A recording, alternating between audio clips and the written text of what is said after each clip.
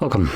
In front of me is a HUAWEI Nova 9, and today I'll show you a couple tweaks and tricks you can do on this device. So we're going to begin with the first one, which is the side panel.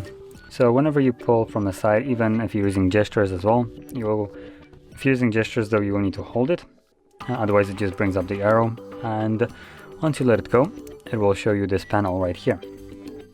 So in here you have a bunch of different apps that are added by default. We have things like Mails, Notepad, Gallery, and so on, whatever. And then you can also tap right here to add additional apps or see all of them. Let's see, where's the... oh, there we go. That's how we add an app. So in here, you simply just add whatever you want, like so. Click on the check mark, and now you have additional applications that you can launch. Now, normally, if you launch those, it opens them up in split screen, which is just a typical kind of thing. Let's do it later, no one cares. But what you can do also is when you open up some kind of application, which for some reason this is protected, whatever. Let's just open up settings.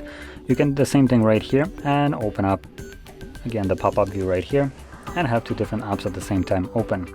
Additionally, you can resize it to something stupidly small, to the point that I barely can read what's on there. And this is still fully usable, as you can see.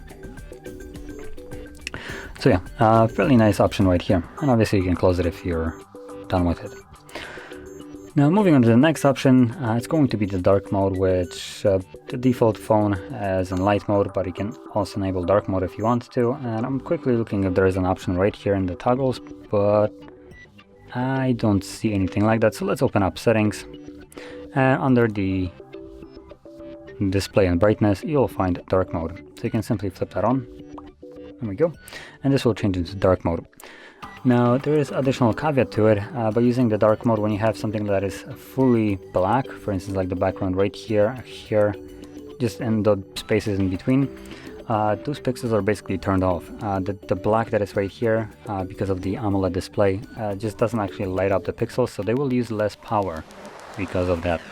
And that will obviously give you a little bit of a longer battery life. Now, this isn't anything substantial. It's not going to be like hours additional battery life. It's going to be maybe hour max or something along those lines. So don't expect much, but it's still, I would say dark mode is still a nice option, and additionally it gives you some reduced battery consumption, so it's a neat thing to have, or at least know. Now anyway, moving on to the next one, it's going to be the screen resolution. Now by default, let's see what we have right here. It's going to be again under the display and brightness. And where is it? Screen resolution right here, so it's set to smart. So you can obviously choose it to be a specific resolution right here. Maximum is just a 1080p, and then a low one is the 720p. Obviously the lower resolution will save power. The resolution itself doesn't really have much of an impact on the battery life, but the processor that needs to render that resolution does. And the lower the resolution, the less processing needs to be done in the background for it to be rendered. That's why you get better battery life with a lower one. So again, this is kind of for battery consumption.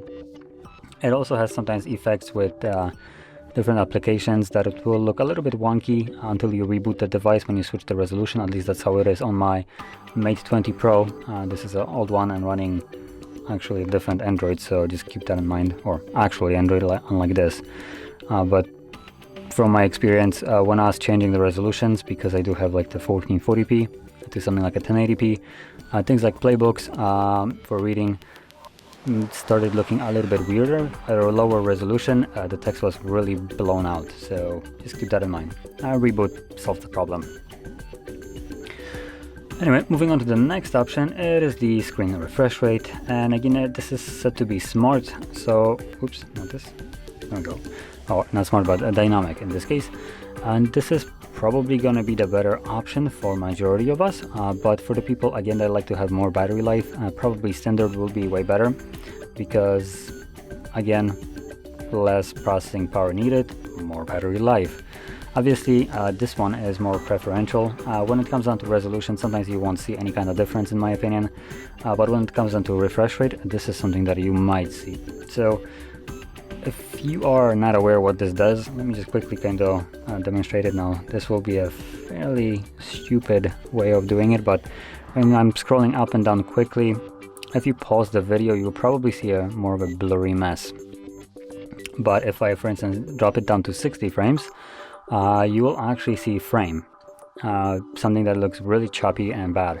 And basically what it does is 120 Hertz refresh rate is like imagining, or not even imagining, it is exactly that, 120 pictures shown in a single second.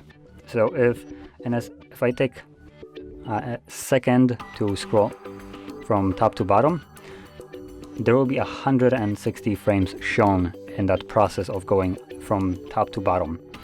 But if I have 60, well, then you only have half of that information being shown. So same time, but way less frames in between. So things might look a little bit more choppy. So obviously more frames looks smoother, more pleasant to the eye, but the downside is battery life. So again, it's something that you need to choose if you prefer it or not. I would say running 120 frames is way better than running 60, but that is my personal preference, and I'll probably go just to high and set it to be capped always at that rather than having it change dynamically based on what I'm looking at. But again, that's just my preference. Now anyway, moving on to the last option that I wanted to show you is the system navigation. Now I am not aware if this is the default one with the buttons, but if it is, it's going to show you how to get the gestures. And if you just want to get back the default buttons, which are barely visible right now, let's see if I can actually get them still barely visible. Oh, there we go, now you can see them. So if you want to get back those, if they're not enabled by default, then this will also show you how to do that. So anyway, in the settings, you want to scroll all the way down to System and Update, then System Navigation, and you have the two options right over here. Now personally I prefer gestures, so that's what I'm going to switch with. And when you're doing this for the first time, it looks like it basically gives us a guide right here. Counterintuitively, if you press cancel for the guide, it just cancels the entire gesture navigation. So you do have to press on start and then literally close it from here to have the gestures but not go to the tutorial. And as you can see, this removes the buttons from the bottom. It actually removes every kind of visual indication from the bottom, which I do like. And the way it works is if you swipe up and hold, you go to recent. If you swipe up quickly, there we go, for some reason it doesn't want to work here. Swipe up quickly, it goes home, so basically like the middle option. And if you have some kind of app open and you want to go back, you swipe from either side, as you can see. As you can see, there is two different things that can happen when you swipe up and hold it. It shows up, starts off as an arrow and then switches to this square for the side panel. So if you want to go back, just a simple swipe is good enough. If you want to get the panel, you hold. So anyway, this would conclude all the tweaks and tricks I want to share. And if you found this very helpful, don't forget to hit like, subscribe, and thanks for watching.